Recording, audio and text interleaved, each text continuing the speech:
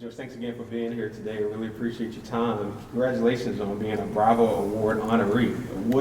Tell me, what does that mean to you to be a Bravo Award honoree? Well, as I told you earlier, I wasn't a great student at Thomas Dale at the time. But it really does mean a lot to me. I wanted to be able to come here and share some experiences and hopefully tell some of these kids how important it is to learn the basics in high school and how those basics will take you into the future. So, tell us about yourself and your time at Chesterfield County Public Schools. Tell us about your schools and everything else. I went to Enon Elementary School growing up, and I went to Chester Middle School. I played football in elementary school and middle school.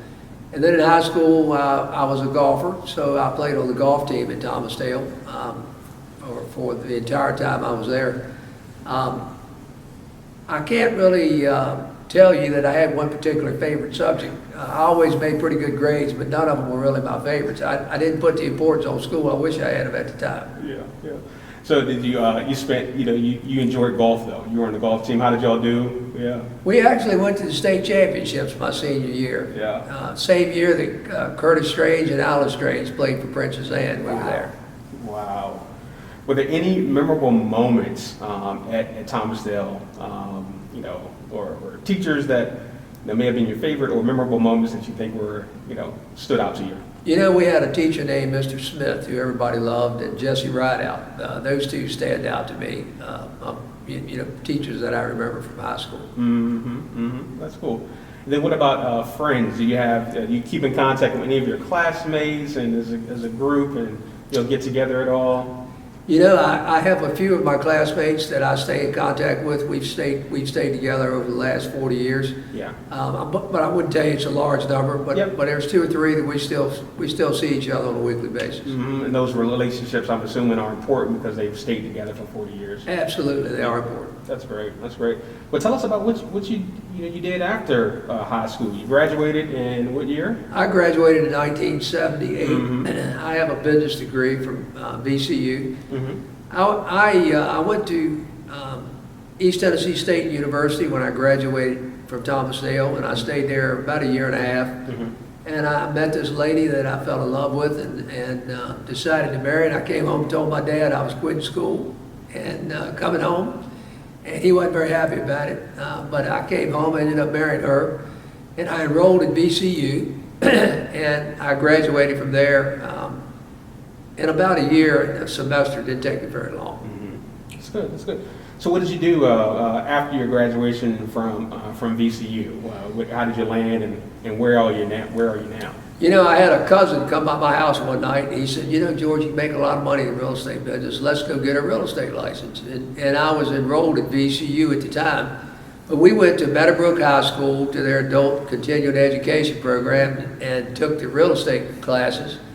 And I got into real estate business while I was attending VCU. And I've never had another job. I've been in business 43 years. I'm starting my 43rd year. I got into real estate business. I fell in love with it. And I bought the first real estate company that I own. I still have it 41 years ago. So I've been in business a long time. That's awesome. Tell us about some of your projects. So you've done a lot of work in and around the region, and some of the work that's been done in the Chesterfield area. Tell us about those projects, and yeah.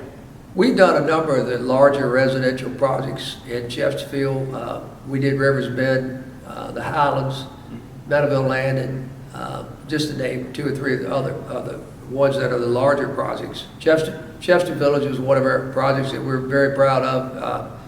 It had a lot of different components that it won a number of awards.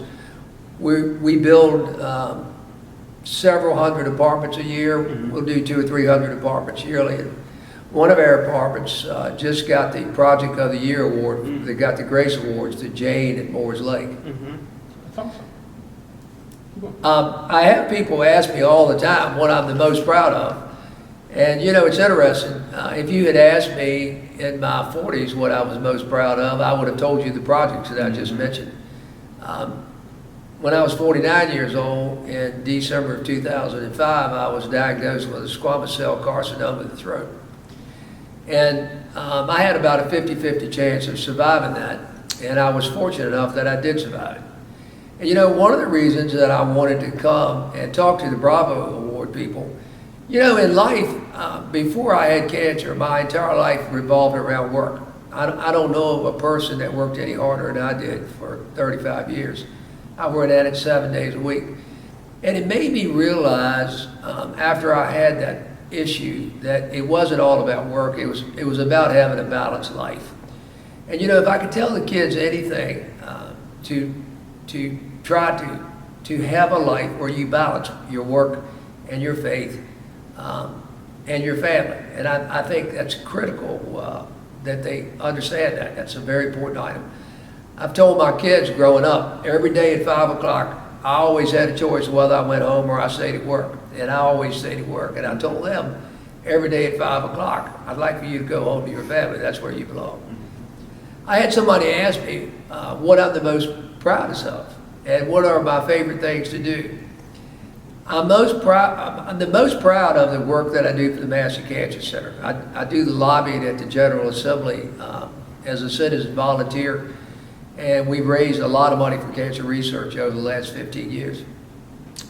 I've served on the board at the health system there and on the MCV Foundation. I've chaired the Real Estate Foundation. Before I had cancer, I never had time to do any of those items. And I think, one of the last items that I wanted to encourage the kids is that you have to give back to your community. In my life, my wife and I, we spent a lot of time trying to give back through different boards, and we're fortunate enough that we're able to donate to a number of different organizations. And I think as you come along and you're successful, you have an obligation to help the people that are not as fortunate as you are. And I think that's a message that I absolutely want the students to hear, that giving back is a big deal. When they ask me the things that I enjoy the most is playing with my grandkids. I have 7 grandkids. I live on the James River, and those kids are at my house about every day or every other day. And I have time now to enjoy them, and that's what I spend my time doing, that playing golf still. That's awesome. That's awesome.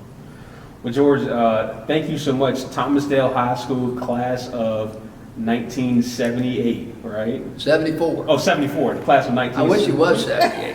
Class of 1974. And so the class of 2021 is coming up. And so you've given a lot of words of advice to the class of 2021 for Thomasdale, especially to get involved and get active with their community.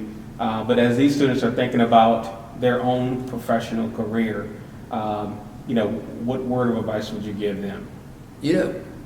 My wife always laughs. She said, I don't know why you call it going to work. You love what you do. You don't ever go to work. And I guess the one piece of advice I could give them is do something you love. Mm-hmm. If you love it, you don't ever go to work. Mm-hmm. You look forward to every day of going there. Mm-hmm. Absolutely, absolutely. Well, go Knights, right? Let me cut this phone off. Oh, you're fine. Thing's ringing off the hook. Yeah, go Knights. I still go to the Thomasdale football games, and I still enjoy, the Knights. We always enjoy supporting their different endeavors, the football program and cheerleading, all the things over the years that we donated to. But Thomasdale always had a place in my heart. I had a good time there, and I enjoyed it. And the one thing that I will leave with a parting word is when you get to where you don't want to do your math homework or your English or your sciences, everything that I do in the real estate business starts with a math problem. Mm-hmm. And being able to communicate that to the people that I need to communicate it to is an English problem. And when I build roads, it's all about sciences. And all the items that you learn today, and I've heard my grandkids say, well, I don't need that. You will need it one of these days. Mm-hmm. And I hope you'll take the time to appreciate it. Absolutely. Well, George, thank you so much for your time. And again, congratulations on being a Bravo and a Reed. Thank you. Thank you.